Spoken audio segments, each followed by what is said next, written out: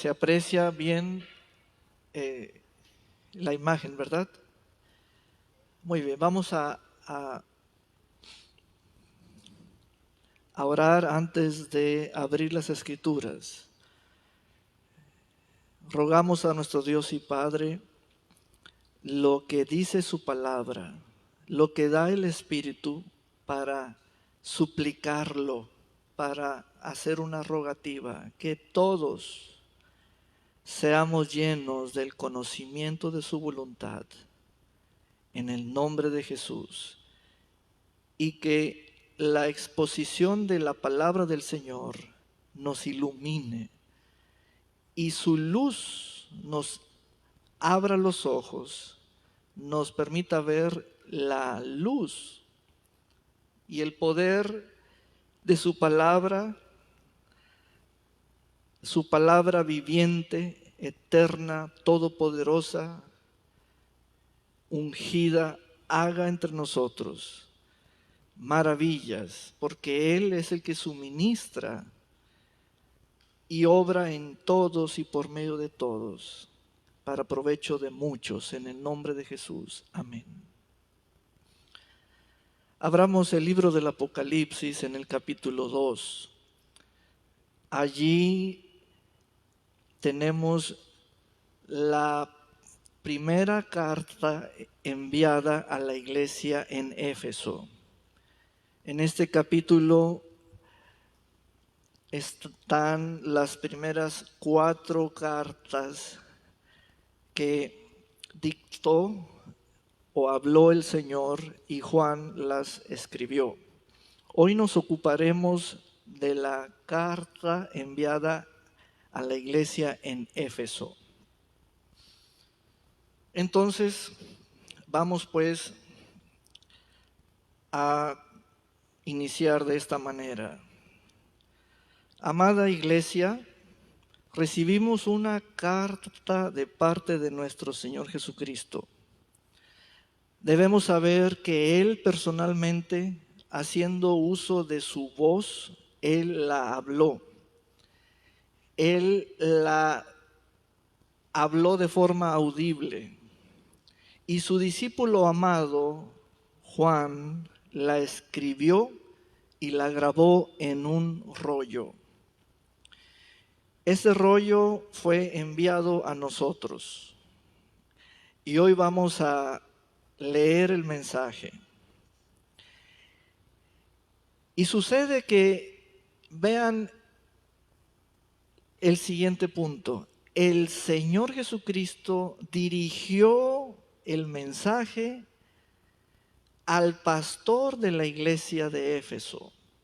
Allí tenemos un punto excelente, la forma de proceder del Señor.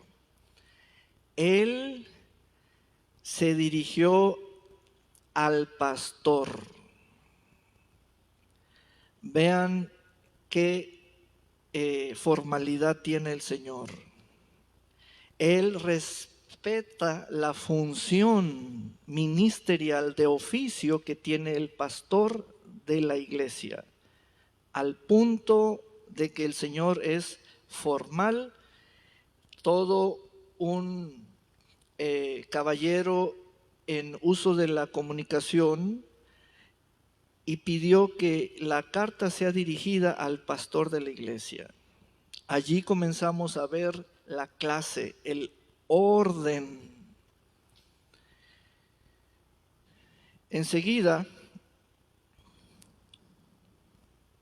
lo que hará el pastor es convocar a toda la asamblea. Somos la asamblea de los discípulos del Señor. Y puesto en pie, el pastor va a leer en voz alta la escritura. A cada creyente se le da vista por su ubicación en una ciudad. Es por eso que esta carta está dirigida a la iglesia en Éfeso. Nosotros estamos en Puerto Vallarta, etc. Ahora hacemos la lectura.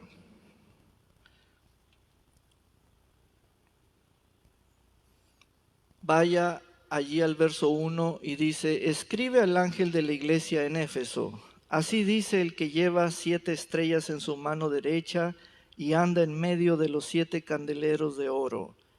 Yo conozco tus obras, tu arduo trabajo y tu paciencia. Sé que no soportas a los malvados, que has puesto a prueba a los que dicen ser apóstoles y no lo son, y que has descubierto que son unos mentirosos. Por causa de mi nombre has resistido, sufrido y trabajado arduamente sin rendirte. Pero tengo contra ti que has abandonado tu primer amor. Así que ponte a pensar en qué has fallado y arrepiéntete y vuelve a actuar como al principio. De lo contrario, vendré a ti y si no te arrepientes, quitaré tu candelero de su lugar. Pero tienes algo a tu favor, que no soportas las obras de los nicolaítas, las cuales tampoco yo soporto. El que tenga oídos, que oiga lo que el Espíritu dice a las iglesias. Al que salga vencedor, le permitiré comer del árbol de la vida, el cual está en medio del paraíso de Dios. Entonces el pastor de la iglesia local, puesto en pie y convocada la asamblea, hizo uso de la voz y leyó públicamente la carta. Y es lo que hemos hecho. Vamos a tener esa situación de la comunicación sintiendo que estamos en el momento. Nosotros somos los destinatarios, como ellos fueron los recipientes originales del mensaje. Muy bien, una vez que se hizo la lectura pública de la carta, quiero tocar puntos importantes que son clave. ¿Por qué? Porque debemos situar la comunicación. En toda comunicación hay aspectos a reconocer. Primero, ¿quién nos está hablando? ¿De quién emana el mensaje? ¿Quién es el autor de esa palabra? Y nos damos cuenta de que Jesucristo es el que dice estas cosas. Él es el que está diciendo estas cosas. Eso está en el verso 1. Lo está escuchando Juan, quien fue el que recibe el mandato de escribir todo lo que Jesús está hablando, y Juan se puso a grabar en un rollo todas las palabras. Aquí es cuando se forma la escritura, que se le llamó o se le reconoce así al pergamino. Es la escritura, que es lo escrito. Identificamos pues quién compulsó o escribió con su propia mano la letra, pero esa letra es porque Juan escuchó la voz de Jesucristo. Pero entonces en la otra columna tenemos el verso 7. Está la primera información en el verso 1 y la información complementaria en el verso 7. Aquí hay algo, y es cuando comenzamos a profundizar en este análisis. Sucede que el Señor Jesucristo, una vez que Juan escribió, cerró o finalizó diciendo: el que tiene oídos oiga lo que el Espíritu dice. Dice. Entonces, el mensaje como tal es desde el Espíritu Santo de Dios. Y esto ya tomó carácter serio. Aquí es donde les quiero señalar lo siguiente. Cuando Jesucristo hace mención del Espíritu Santo, enfáticamente que es lo que está diciendo el Espíritu Santo, eso es serio totalmente. Tanto hay claridad en el mensaje, hay un mensaje directo, y cómo nos damos cuenta de que es el Espíritu Santo diciéndole a las iglesias en base a la Escritura. La Escritura es el terreno o es el lugar donde es o se indica que el Espíritu Santo habló o dice. Esta lámina es muy valiosa porque al pasar a la siguiente lámina vamos a ser confrontados. ¿En qué forma? Muy sencillo, y lo puedo decir desde ahorita. ¿Y quién me está diciendo esas cosas? Nos vamos a preguntar eso porque va a estar muy duro. ¿Y a mí quién me está hablando? ¿Y esto es para mí? ¿Nomás porque vine? ¿Nomás porque llegué? Por eso, en toda conversación, en toda comunicación, aparte de que sabemos los elementos de la comunicación, que hay un canal, hay un emisor, hay un receptor, todo eso es lo que nos enseñaron en la primaria. Ahora vamos a reaccionar ante la comunicación. ¿Me están hablando a mí? Eso no es para mí. Y seamos francos, hagámoslo, aunque nos sonrojemos y estemos grabando frente a las cámaras, pero hagámoslo aquí entre nosotros, porque es ¿quién nos está hablando? Jesucristo, la Escritura y el Espíritu Santo, y ya estamos de frente. Esto me llena de emociones, porque así es como identificamos quién nos está diciendo estas cosas. Noten aquí, escribe al ángel, es el pastor de la iglesia, escribe a la iglesia. Jesucristo muy protocolario, protocolo oficial. ¿A quién le dirige la palabra Jesucristo? Al pastor. No se lo brinca. No dice Jesucristo, yo tengo mucha amistad con Estelita o María Luisa o Joel. Le voy a decir a Marta Rangel que reciba el mensaje y que se lo dé ella al pastor. O que Eduardo, porque se sabe el WhatsApp del pastor. No. Aquí es cuando comenzamos a darnos cuenta de lo que es el orden y lo opuesto, lo que es el desorden. Jesucristo cuando habla nunca pone el desorden. Él siempre marca el trazo correcto y está en la palabra de Él. Por lo tanto, la Escritura es el fundamento, es el orden, es lo ordenado, es como debe ser, es el protocolo al nivel de las relaciones espirituales, donde hay comunicación entre Él y nosotros y está el Espíritu Santo. Entonces, yo les quiero enfatizar en la medida de ser énfasis, porque no debo sobreenfatizar, no, enfatizar. Cuando Jesucristo nos dice que lo que Él dijo es lo que dice el Espíritu Santo, ya Él está muy serio. Por eso pide el oído, no las emociones.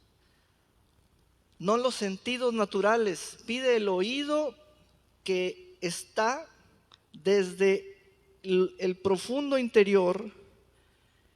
Dentro es cuando se usa la voluntad para escuchar y nos ponemos serios o fijamos nuestra atención para escuchar. Entonces, ¿quién nos está hablando?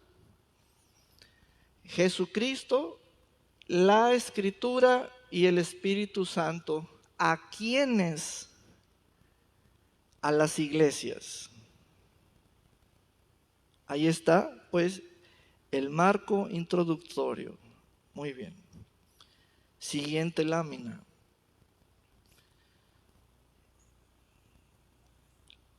Los versículos 2, 3, 4, 5 y 6 son el cuerpo del mensaje. El cuerpo del mensaje. Después de la presentación de Jesucristo, sigue el cuerpo del mensaje y finaliza el verso 7 con la promesa de recompensa. Pero el cuerpo del mensaje es este. Noten que podemos hacer una línea, poner una línea vertical y forma dos columnas. La columna de la izquierda contiene los aspectos buenos y favorables de la iglesia en esa época. La iglesia de Éfeso comprende la realidad histórica y espiritual del primer siglo de la era cristiana.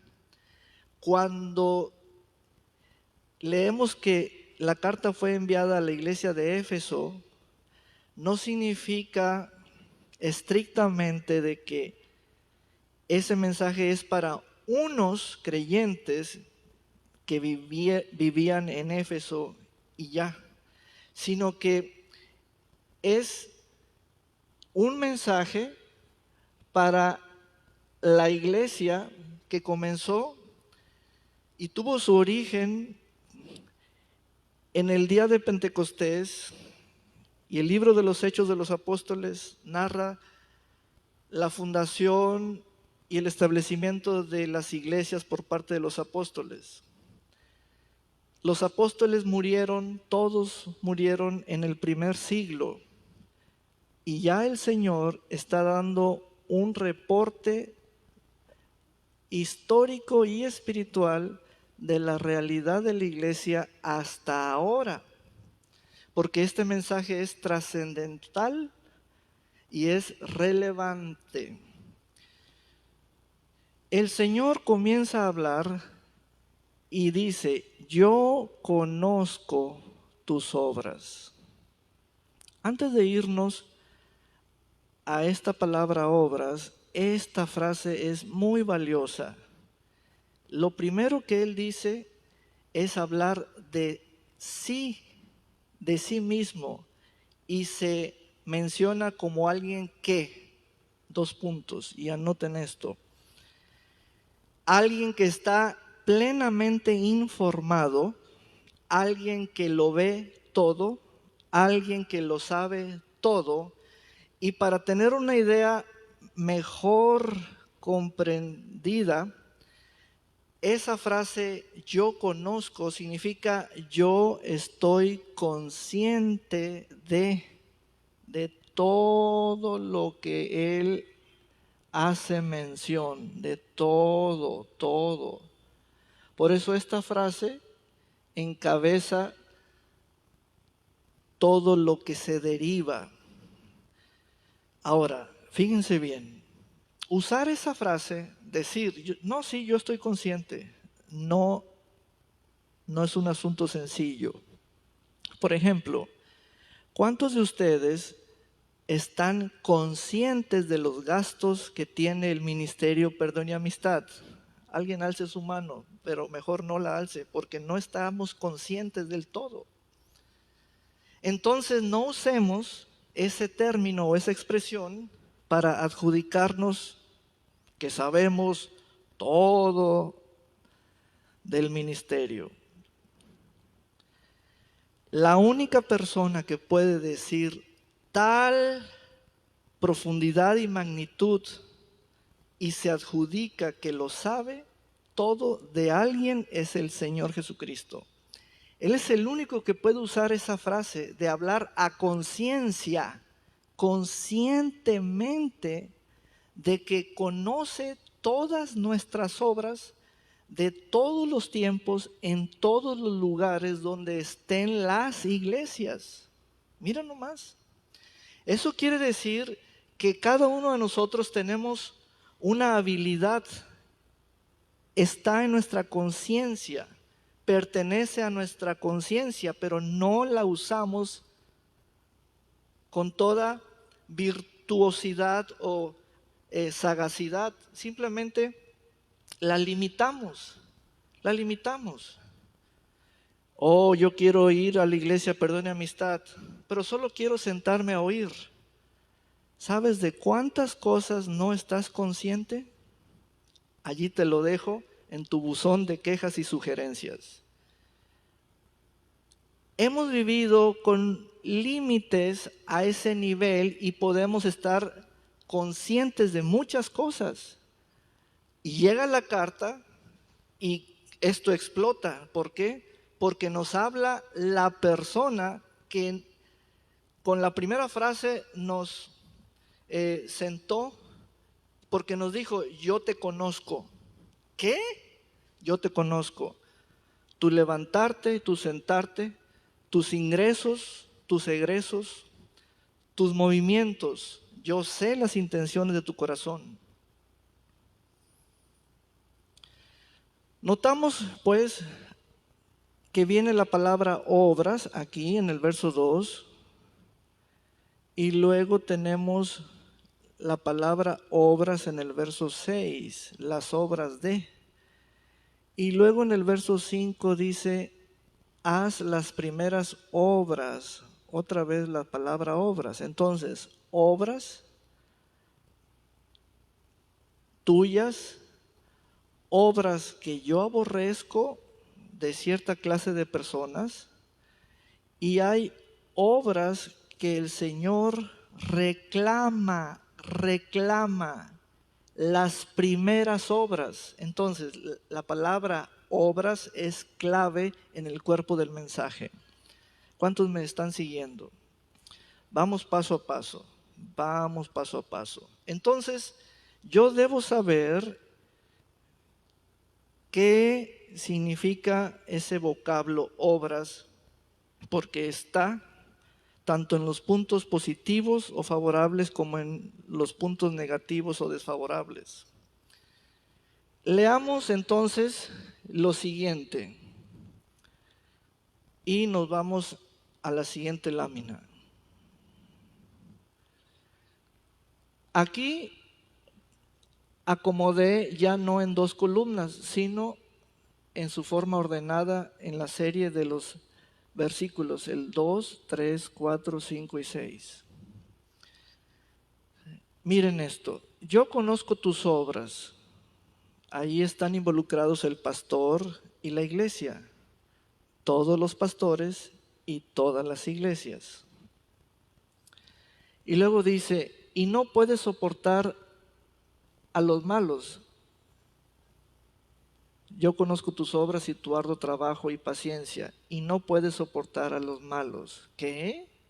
Aparece la mención de gente mala. Y luego, has probado a los que se dicen ser apóstoles y no lo son, y los has hallado mentirosos. ¿Qué? Y aquí se los circulo. Apóstoles mentirosos o pseudoapóstoles. Y donde está mencionada la palabra obras, también en el verso 6 aparece otro grupo. Dice, pero tienes esto, que aborreces las obras de los nicolaitas. Entonces, en su cuaderno usted puede trazar una línea desde la palabra obras y luego se va a malos y luego a apóstoles mentirosos y luego a los nicolaitas. ¿Qué está comunicando el mensaje? Piense en eso.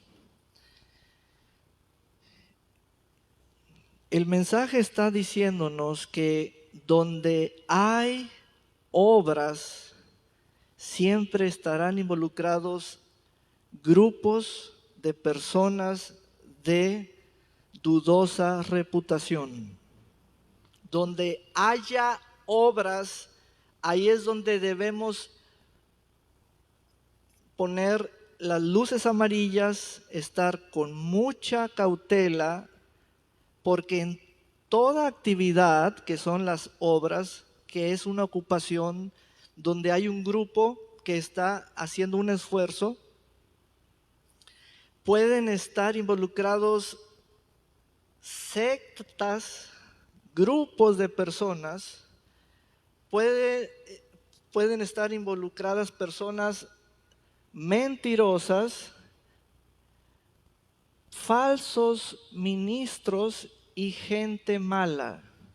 Y ahí es donde el Señor prendió las alarmas. La iglesia de Éfeso recibió la carta de Pablo a los Efesios 35 años antes de la carta a la iglesia en Éfeso que está en el Apocalipsis. En esa expansión de tiempo, la iglesia que comenzó bien en 35 años ya había dejado su primer amor. La iglesia Perdón y Amistad tiene 35 años de fundada. ¿Cómo estamos en cuanto a nuestro primer amor? El primer amor no significa ocupar la silla cada domingo, tampoco. Los ausentes, ya ve que hay hijos ausentes, ¿verdad? En el rancho, en el pueblo.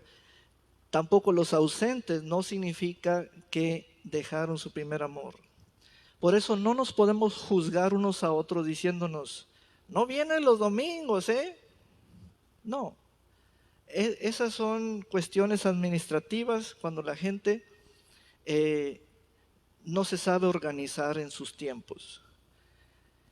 Entonces, la iglesia en 35 años contados de recibir la carta a los Efesios, a recibir la carta que escribió Juan oyendo la voz del Señor Jesucristo en el Apocalipsis, en 35 años pasaron tantas cosas que dejaron su primer amor. Y miren todo lo que se narra aquí como evidencia y como cosas mayores dentro del primer siglo de la historia de la iglesia. ¿Qué hay en el primer siglo de la historia de la iglesia? Hay gente mala y estos no son los de afuera, sino los de adentro de la iglesia. Hay ministerios falsos, son embusteros, son pseudoapóstoles. Hay sectas dentro de la iglesia y tienen sus propias actividades u ocupaciones y están allí. Qué tremendo es todo esto. Entonces, la iglesia en Éfeso entró en decadencia. Jesucristo le señala que ha caído. Dice, recuerda por tanto de dónde has caído. Vamos pues a la siguiente lámina. Estos son los detalles explícitos de la caída de la iglesia deseable. La iglesia de Éfeso significa la iglesia deseable. La iglesia deseable.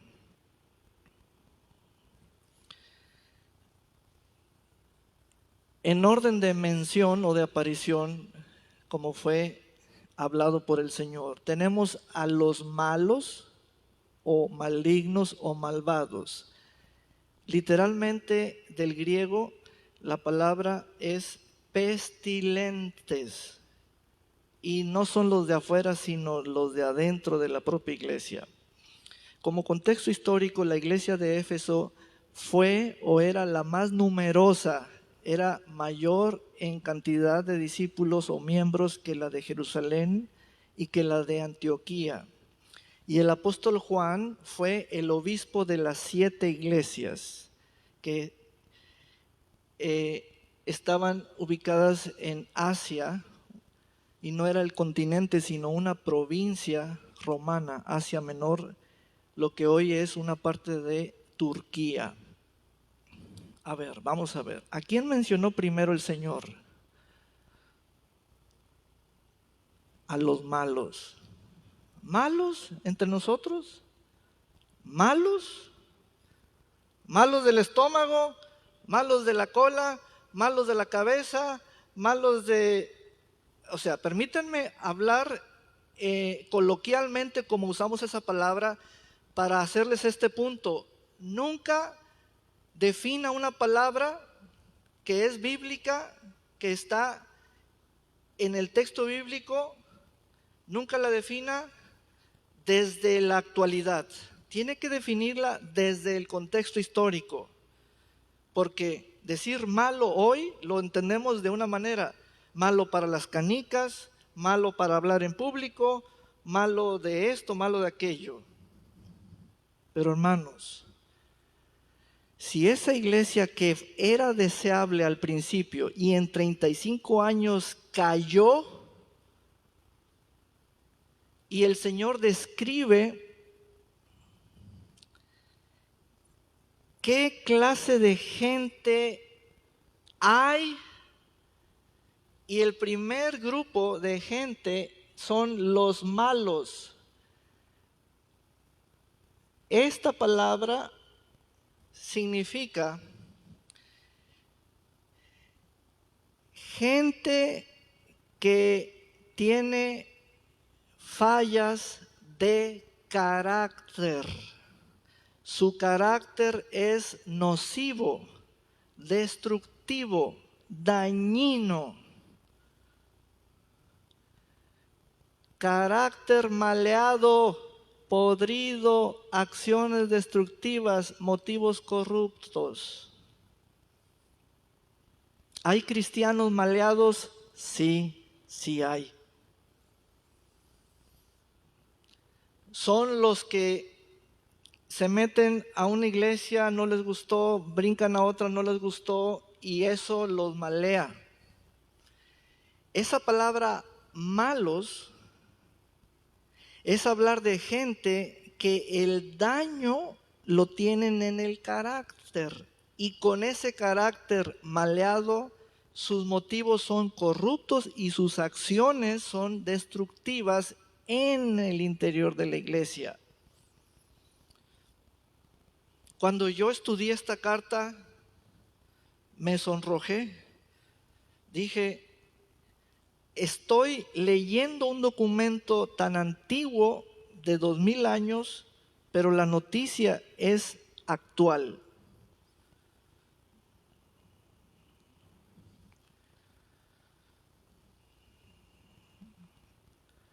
Luego, Jesucristo pasó a mencionar a los apóstoles mentirosos. Dice, me llama la atención que la gente comenzó a decir de sí misma: soy un emisario enviado del Señor, porque apóstoles significa emisario o enviado. Soy un emisario, yo te traigo un mensaje. Comenzó la apostolitis. Yo quiero ser tu apóstol, yo quiero ser tu cobertura. ¿Bajo qué cobertura estás? Te quiero dar paternidad.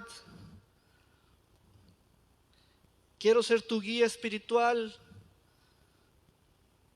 Pues eso no es novedad, es tan antiguo como hace 2000 años, en el primer siglo. Y aquí es donde agarramos a muchas congregaciones. Surgieron los pseudoapóstoles, que el Señor con esta palabra los denuncia como embusteros. son los poco confiables y son los poco sinceros, que de eso no tienen nada de sincero ni de confiables. Ahora, ¿cómo es que esto surge? Les voy a dar un panorama. Vamos a suponer que la primera línea de esta sección del centro, y ustedes pueden ver que hay 12 sillas. Vamos a suponer que cada silla representa la vida de los 12 apóstoles, o sea, cada silla es un apóstol del Cordero. Pero sucede que los apóstoles se fueron muriendo. Todos murieron en el primer siglo. Le hago esta pregunta: ¿quién va a dirigir a la iglesia? A ver, vamos a razonar. ¿Quién va a dirigir a la iglesia? No, pues ojalá que el apóstol Juan viva. ¿Por qué quisiera tener usted a Juan? Hoy tendría 2025 años de edad. Pero los apóstoles se fueron muriendo. La pregunta que yo le hago es: ¿quién va a dirigir a la iglesia? Y entonces, en esa primera edad, la apostólica, ellos establecieron el modelo apostólico. Y entonces la postura de la iglesia fue firme, férrea. O sea, cuando nos dice el texto esta parte, significa que esa iglesia tenía la sana doctrina, porque es cuando puedes hacer frente a todas las desviaciones. Y de los 5 ministerios que florecieron, apóstoles, profetas, evangelistas, pastores y maestros, atínenle cuál les gustó a los mentirosos para ostentar esa falsa gracia: llamarse apóstoles. ¿Quién va a dirigir la iglesia? Entonces, frente a los apóstoles originales que se estaban ya muriendo, pero fueron martirizados todos, menos el apóstol Juan. Mira, surgieron los que a sí mismos se llamaban emisarios del Señor. Pero esa iglesia, dado que tenía sana doctrina, los probó y los halló falsos. Hoy en día la iglesia del siglo XXI ya no hace eso. Al contrario, andan buscando tener su apóstol, su cobertura, su paternidad, y pareciera que las iglesias de hoy no han leído el libro del Apocalipsis.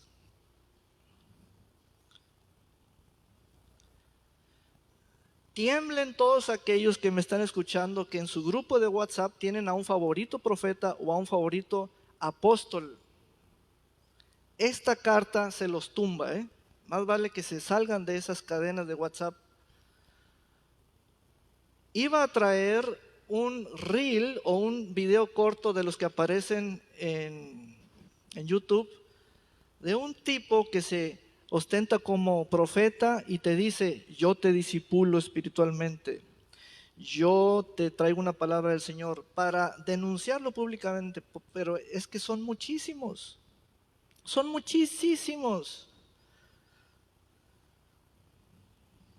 Pero esta iglesia comenzó bien, comenzó probando a todos aquellos que se decían: yo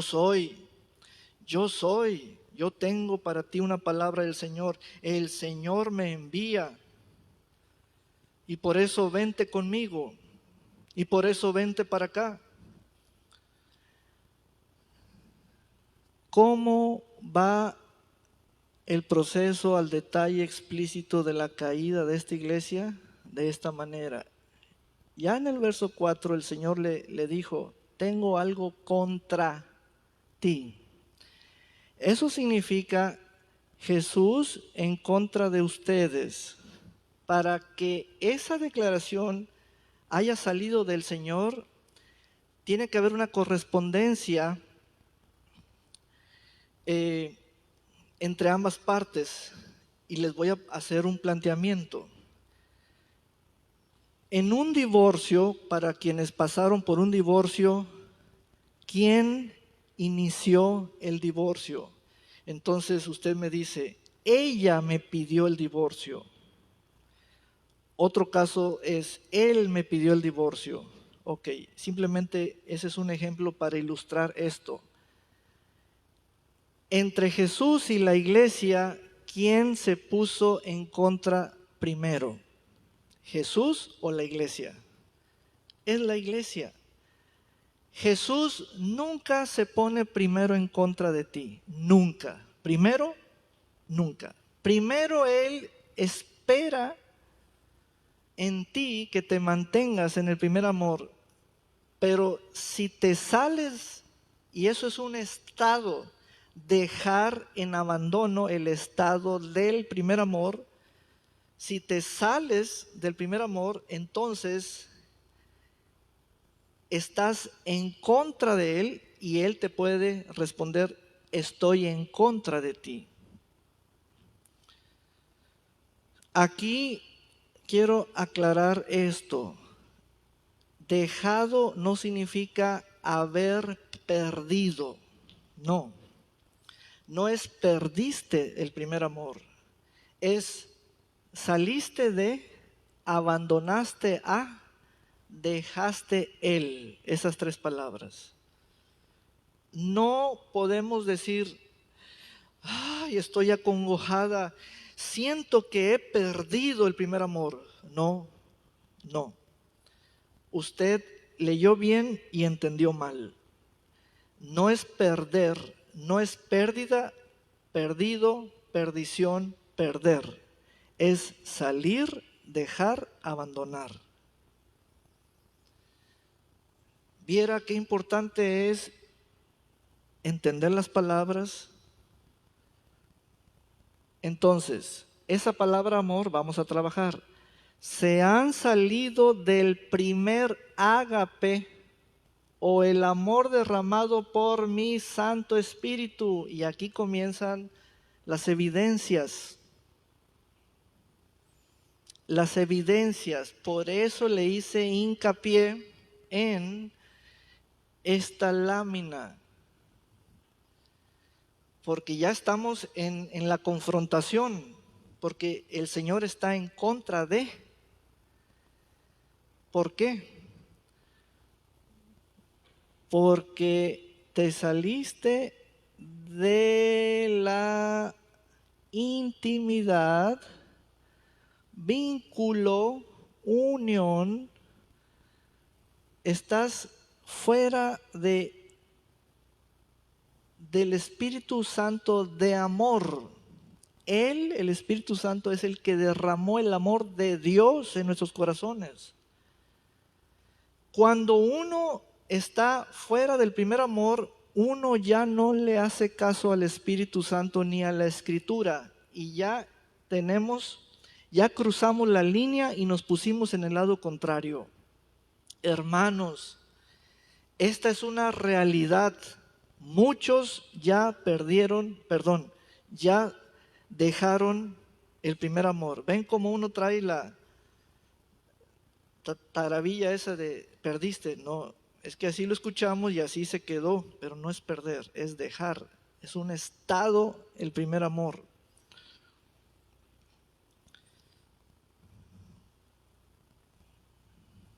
Cuando Jesucristo al final declaró que lo que Él habló es lo que dice el Espíritu Santo a las iglesias, allí selló eso, Cuidado con eso.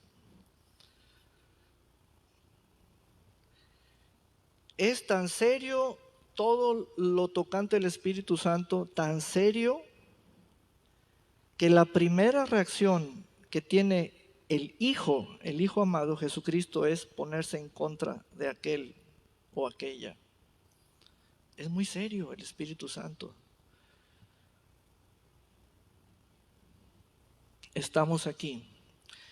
Le demanda 3 acciones a la iglesia, a las iglesias. Le demanda 3 acciones. Permítame aquí. Le demanda, dice, recuerda, arrepiéntete y retorna a hacer las primeras obras del primer amor. Pero entonces vamos a darle participación a usted. Y aquí habemos una plural audiencia de todas las edades, de todos los contextos intelectuales, etc. Voy a formular 3 posturas que tenemos. 3 posturas que tenemos. La primera es, ¿y quién está afirmando que yo, fulanita de tal, que yo, fulanito de tal? ¿Quién está afirmando que yo estoy fuera del primer amor o me declaró salido o en abandono del mismo? Comenzamos a refutar, arguir, comenzamos a sentir la confrontación. Y el primer punto que les hice es, ¿y quién lo está diciendo? A ver, ¿por qué dicen eso de mí? Y es cuando vamos a la lámina con la que abrí. La Escritura lo dice, Jesús lo dice, el Espíritu Santo lo dice. ¿Qué? La segunda cosa es, ¿y quién está declarando que mis obras de hoy no corresponden a las primeras obras de la iglesia apostólica? Si yo hago esto y hago esto otro, y yo me congrego aquí, y también doy discipulado, o doy o ayudo haciendo estas acciones, mis obras, ¿y quién me está denunciando de que mis obras ya no corresponden a las del primer amor? Y volvemos a dar otra embestida a la Escritura, porque sentimos que no nos habla a nosotros. No, que yo me voy a poner a cuentas pronto con el Señor. Bueno, las cuentas no son de contabilidad, sino son espirituales. El Señor lo primero que te pide es que hagas memoria. Ahora, para ilustrarles lo que es el proceso que dicta el verso 5, cuando usted me dice, obispo, denme una fotografía del verso 5 que sea un caso en la Escritura. Recuerda, arrepiéntete y retorna. Es lo que le pasó en vida al hijo pródigo. Estando lejos, salido de la casa de su padre, hizo esas 3 cosas. Recordó la casa de su padre, se arrepintió dando un vuelco del sentido en el cual estaba, en un giro de 180 grados, y comenzó a retornar hacia la casa de su padre. Eso es exactamente el mismo ejemplo. Nos ayudó esa relación, eso es exactamente. Entonces, pero ¿qué pasa?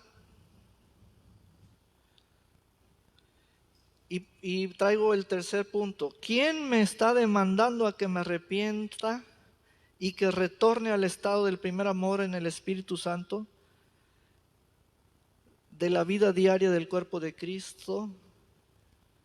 No, yo no tengo nada de qué arrepentirme, dice usted. Bueno, ¿qué entiende por arrepentimiento? Es hasta que me equivoque. Claro, es hasta que me equivoque. No me han cachado en esto, no me han cachado en infragante. Ustedes pueden buscar en mis redes, no hay nada obsceno, nada sucio. nada nocivo, mi vida privada, etcétera. No, no es así, no es así. No es a nivel de policía municipal, es a nivel del Espíritu Santo. No es a nivel de detective privado, no es a nivel de redes sociales, es a nivel del Espíritu Santo. No es a nivel en que tú puedas decir mi vida privada. No, es a nivel del Espíritu Santo. Él todo lo sabe, todo lo ve. No, es que yo entiendo que me debo arrepentir cuando me equivoque. Y yo solo sé si me estoy equivocando o no. ¿Cómo le vamos a hacer allí? Sus argumentos humanos son del más alto razonamiento. Hermanos, el detalle es que el Señor dice, si no te arrepientes, y abro allí una extensión extraoficial, esto lo digo yo, para hablarles y emular lo que ustedes consiguen fuera de aquí con otros amigos, colegas, ministros, otras fuentes. Si no te arrepientes, abro el paréntesis, pues fui con fulano de tal, pastor de tal lugar, y le hice una llamada y pedí consejería, y él me dijo que no era el caso arrepentirme. ¿Se fijaron en eso? ¿Sabes por qué no nos arrepentimos? Porque alguien nos está acariciando el oído, diciéndonos, no, no es un caso de arrepentimiento, hermano. Ay, gracias, profeta. Ay, gracias, apóstol. Sabía que usted tiene la sensibilidad. Y a usted sí le habla el Espíritu Santo de Dios. Y es un embustero con B de burro. ¿Sabes por qué no se arrepienten? Porque alguien les está diciendo, no, eso no amerita arrepentimiento. Claro, todos lo hacen. Salte de esa iglesia, vente para acá, bríncate la línea fina.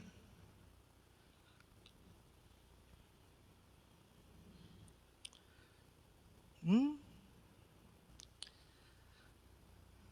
Dice el Señor, ok, si no te arrepientes,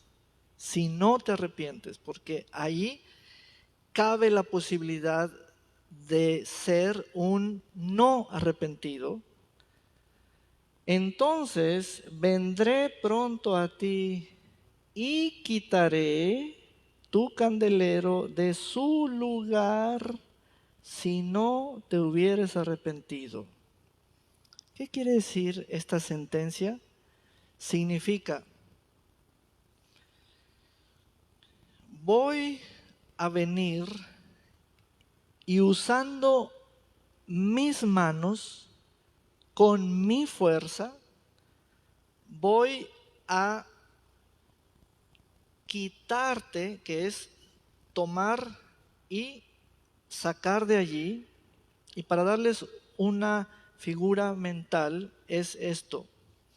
Supongamos que Estelita y María Esmeralda entran las dos al baño de las damas y que ven el piano allí, este piano allí en el baño de las damas. ¡Tan!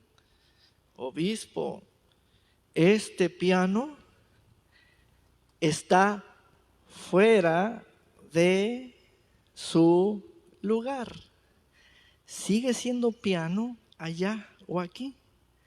Y allá sigue siendo baño, pero este piano está fuera de su lugar. Cuando algo está fuera de su lugar, dele un codazo a la persona a su lado.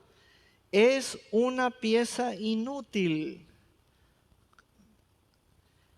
Y esto significa que hay muchos fuera de su lugar.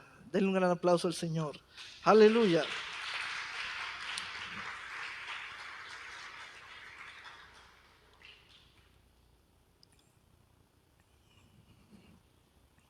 ¿Qué andan haciendo allá donde los vi?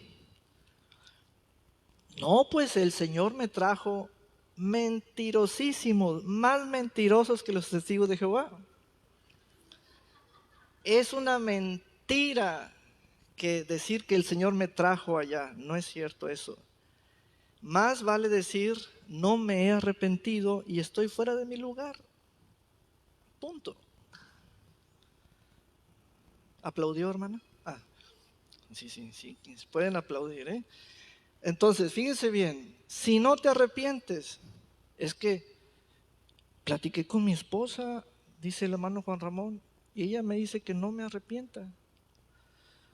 Platiqué con mi esposo, dice la hermana María Azucena, y me dijo que no me arrepienta. Cuidado con eso, porque esta carta no te pone a hablar con carne y sangre. Esta carta te pone a hablar con el Espíritu, Jesucristo y la Escritura. ¿Ven? ¿Con quién estamos hablando allí? Con el Espíritu, con Jesucristo y la Escritura. No estamos hablando con carne y sangre. No estamos hablando con carne y sangre. Por eso, desde la primaria nos enseñaron los elementos de la comunicación. Siempre fíjese con quién está hablando. Muy bien, seguimos en esta lámina. ¿Ven la caída? Dejó de ser deseable la iglesia. Pero el planteamiento fue, ¿y quién va a gobernar la iglesia? Dijeron los nicolaitas, nosotros, y aparecen aquí. Pero tienes esto, que aborreces las obras de los nicolaitas, las cuales yo también aborrezco. Entonces, haga este apunte. La palabra nicolaitas está compuesta por dos palabras. Nike, como la marca Nike, y Laos. Nike, Laos. Nicolaos, nicolaitas. ¿Qué quiere decir? Quiere decir dominar y enseñorearse de la gente común. Tener señorío y dominio sobre la gente de abajo, la gente común y corriente. Y entonces entendemos que los nicolaitas, ellos querían tomar el control, el poder y tener jerarquía. Y es cuando la iglesia finalmente tomó la forma de un triángulo. ¿Y saben a quién pusieron arriba?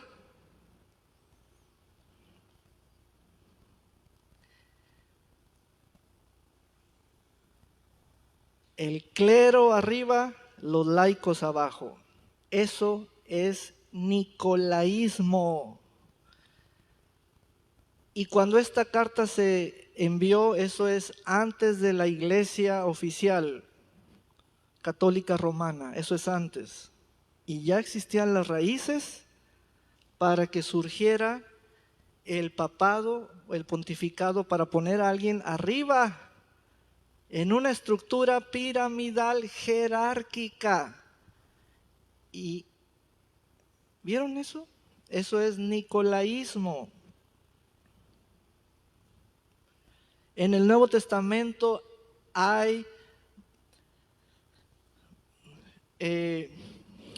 está la mención de la frase unos a otros, unos a otros, unos a otros, más de 70 veces.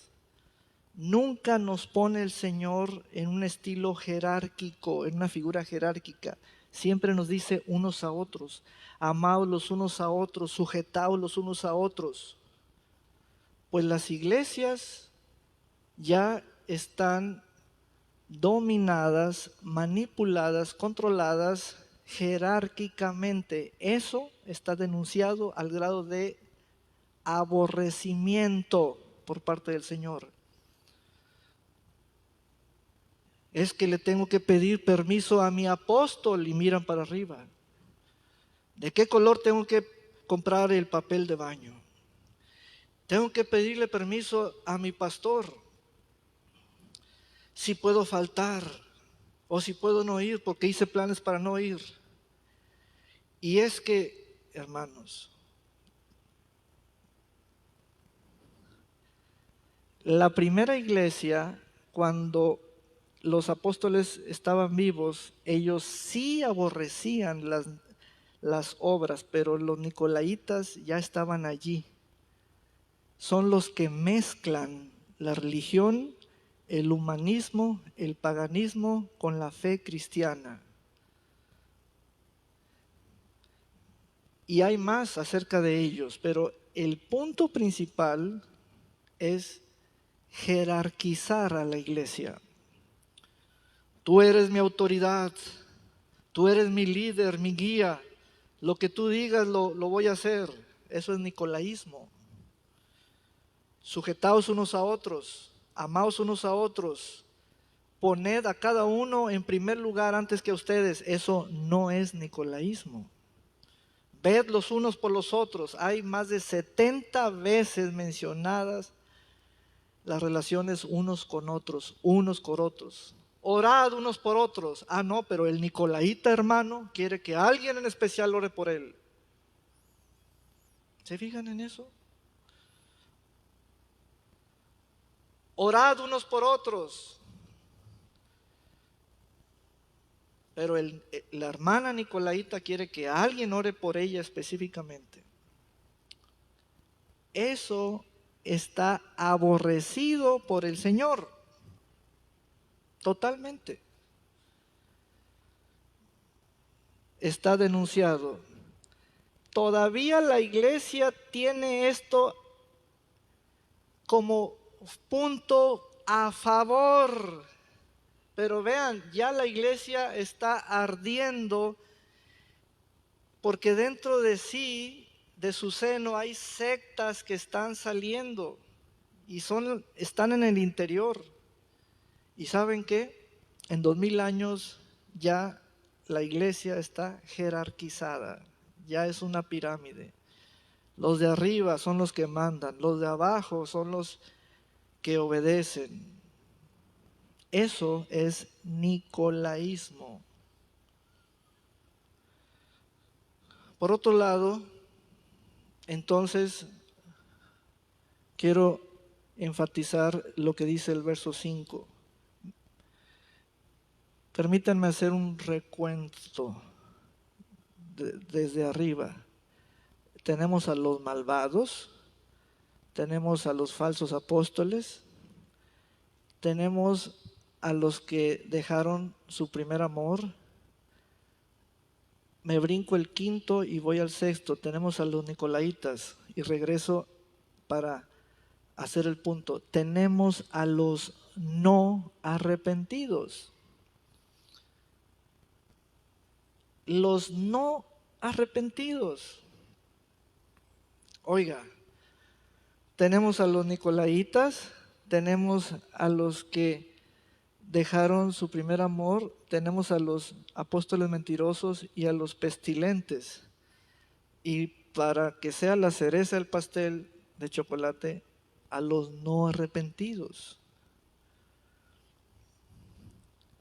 Bueno, te voy a leer un apunte dentro de mi estudio que hice. Ninguna iglesia asentada en cualquier ciudad de la tierra